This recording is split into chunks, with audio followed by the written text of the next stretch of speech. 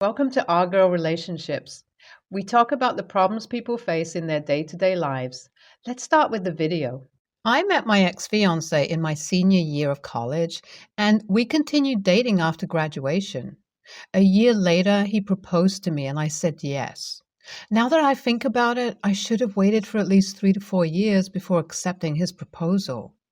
I hadn't met his family, and he hadn't met mine. I hadn't even spoken to any of them. Since we were going to get married, he took me to meet his family. Honestly, I was still very young and not prepared for what was to come.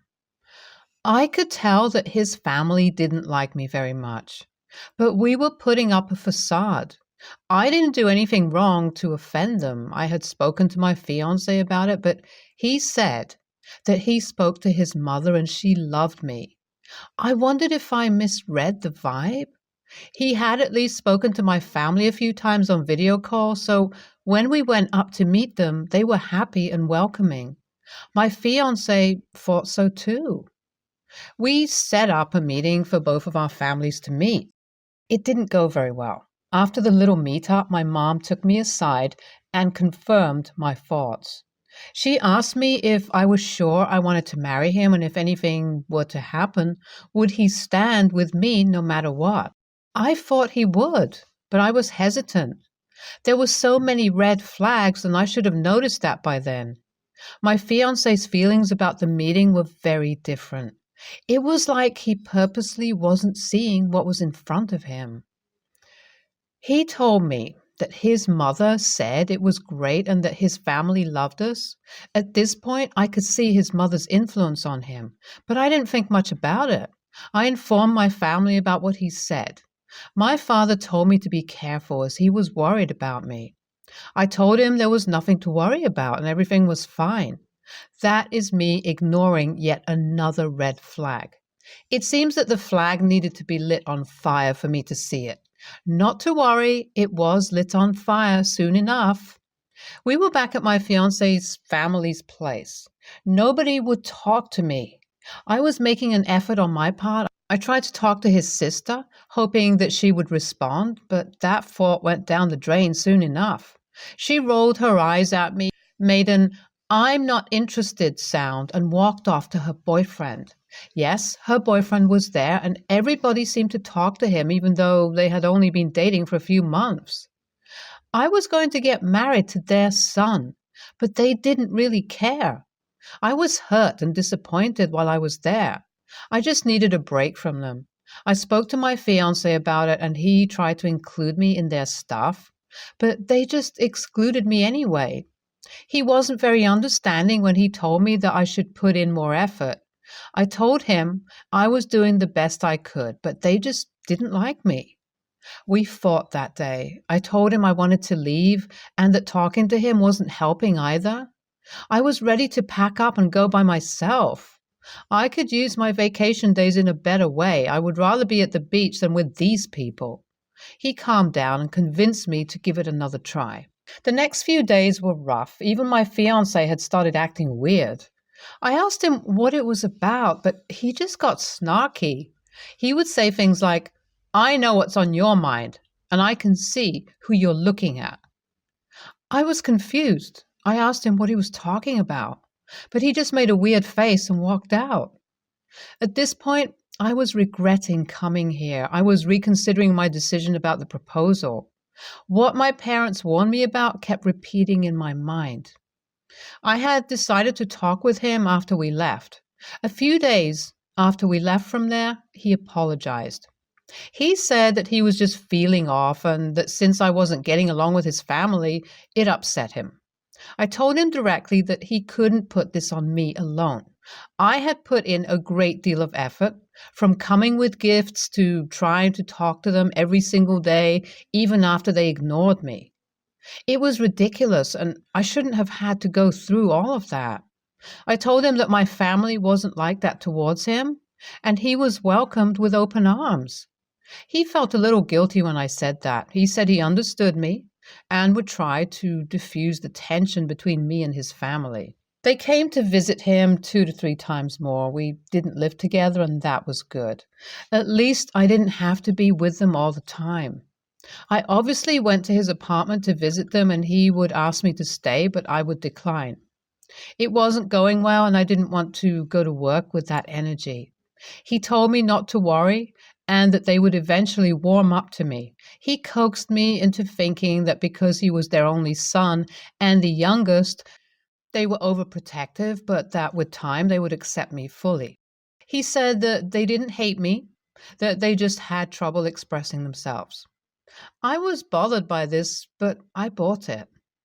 We were going to have a small ceremony with our close family and friends. It wasn't going to be anything fancy as we were both freshly out of college and had only been working for about 2 years now. My parents had offered to help us out, but I declined. Soon, there was only 1 month left until our wedding. The last 4 to 5 months had been peaceful. When his family wasn't visiting or interfering, we were fine.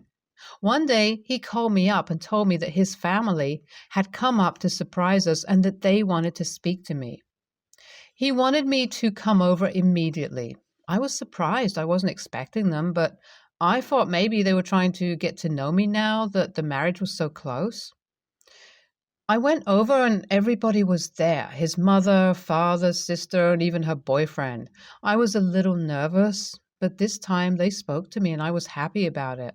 My fiancé asked me to stay over, and I thought, why not? Everything went well, and 2 days later, they left. I had only stayed over for one night, so I didn't know what happened over the next 2 days. My fiancé hadn't called, and I was busy with work, so I only left him texts. He didn't reply, though. I thought that he may be busy because there were so many people at his apartment. Soon enough, he texted me that they had left and that he wanted to meet up with me at his house. I went over and tried to kiss him, saying I missed him, but he pushed me away. I was confused and asked him if he was okay, and he straight up told me that he was breaking up with me with a blank face.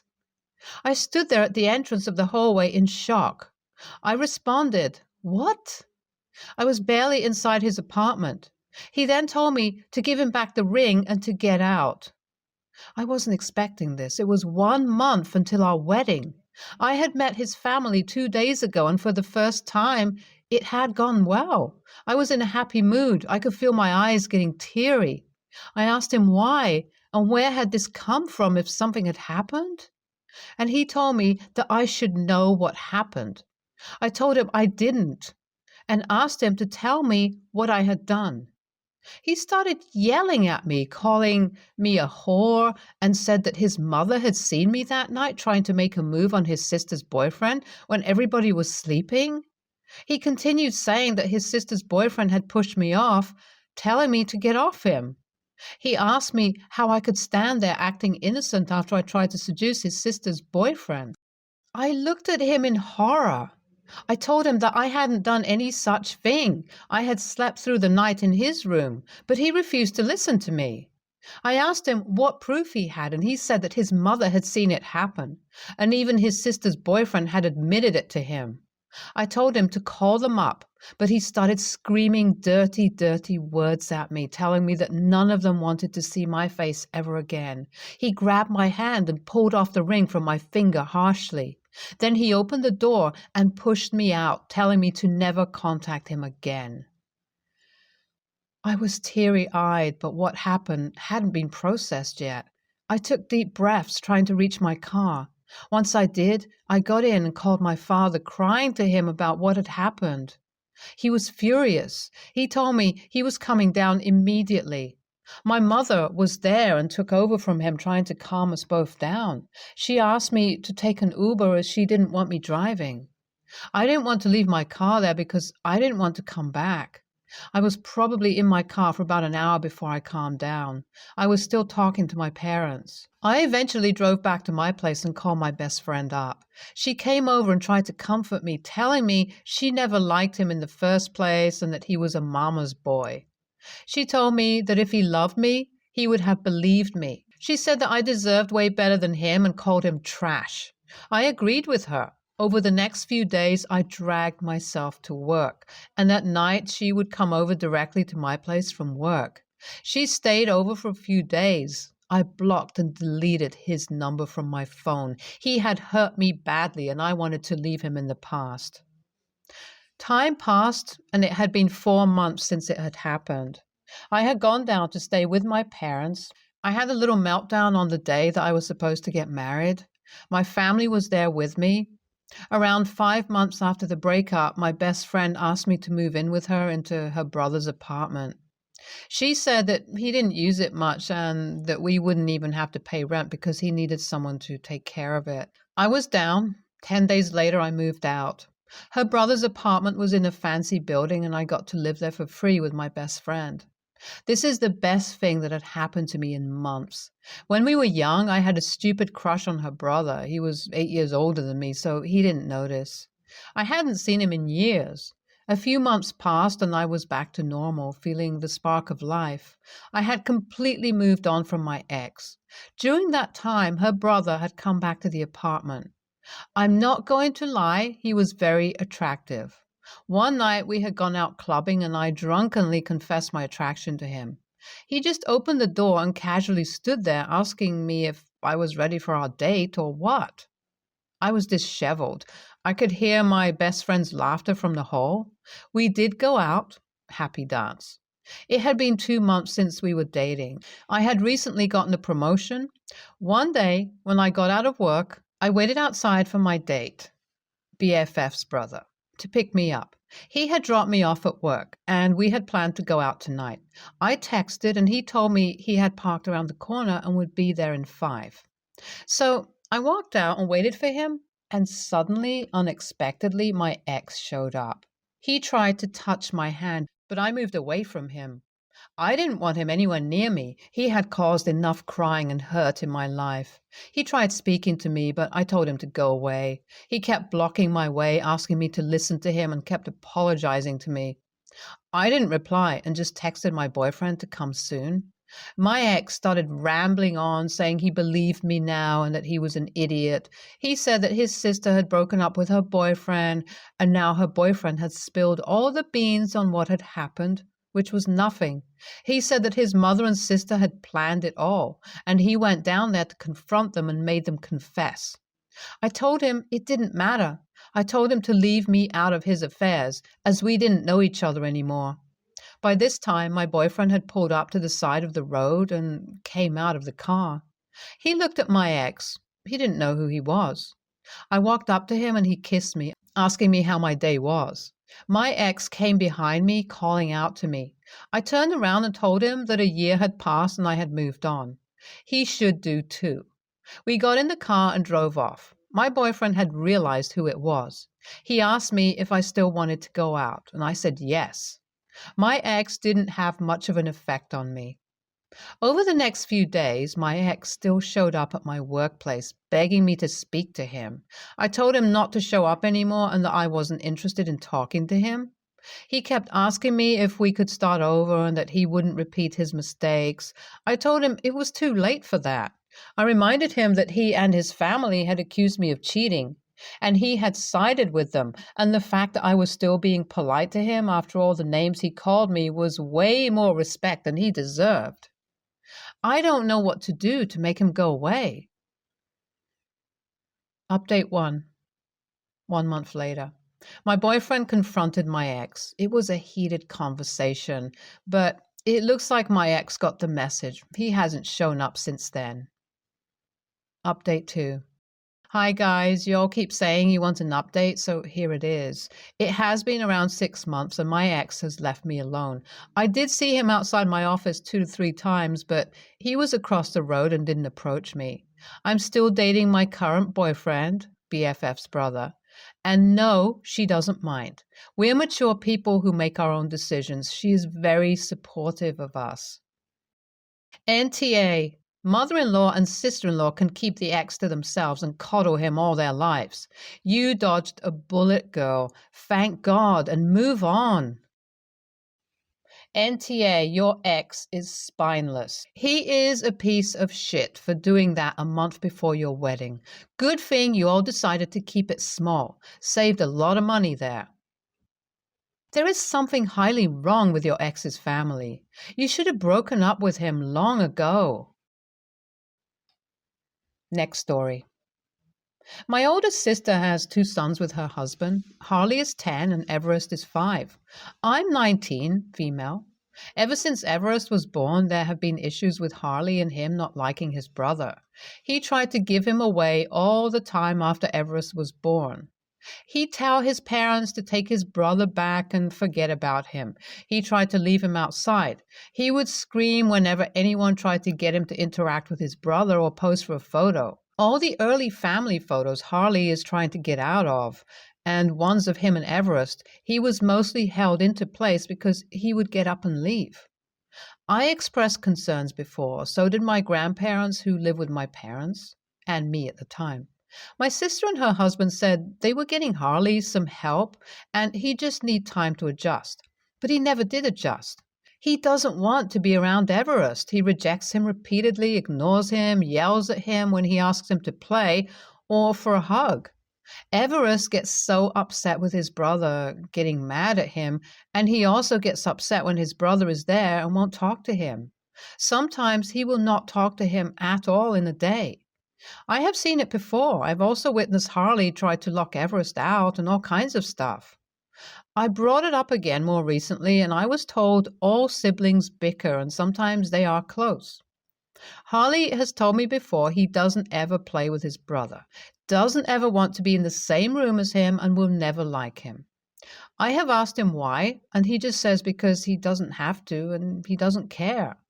He also rejects any attempt from me or my grandparents to get them spending time together with us.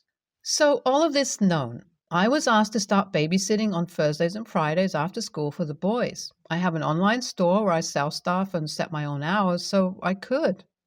I have helped friends before and cleared my schedule for it. My sister wanted me to do that for them, but I said no. She asked me why and told me if I wanted more money. She started off with how much they'd pay when she asked, and I said it wouldn't work for me. She told me she could really do with my help. I told her it's not going to happen because I do not want to deal with her ignoring Harley's problem, which would be most obvious if I were to babysit on a regular basis. She told me I have no right to judge, and as someone who is practically a kid, I should stay out of someone else's parenting. AITA? NTA. Your sister asked and you said no. She wanted to know why you said no. You told her how you felt and she didn't like what you said. Her not liking what you said doesn't make you an a-hole. It seems like Harley has a lot of issues. I don't blame you for not wanting to get in the middle of that. Someone who is practically a kid obviously doesn't have the skills needed to navigate that minefield. I'm being snarky, but until Harley's issues are addressed, your sister is going to have a hard time finding a babysitter for her boys. I really hope she's getting Harley the help he needs. It's a lot easier to work on these issues now. As he gets older, it would just get harder. NTA. She can pay someone else to be liable for any accidents that might occur between the kids while the parents are away. She makes it sound like no one else can parent her children. That means the babysitter has no power when dealing with issues. What is she expecting? Oh, look, Harley left the door open intentionally while you were in the bathroom, and Everest is now wandering out on the road, but hey, you're paid to watch them, right? What if Harley decides to bully Everest at every opportunity, push him down the stairs? Can't tell him no. You're not allowed to do that, but guess who has to assume all those consequences? Yep, you would. NTA. I feel like parents forget that siblings can be abusive too. Harley is literally abusing his brother, and they aren't really doing anything to help it. If they were, then this wouldn't still be as severe as it is. I would seriously bring up these concerns with her because Everest is going to be messed up when he gets older.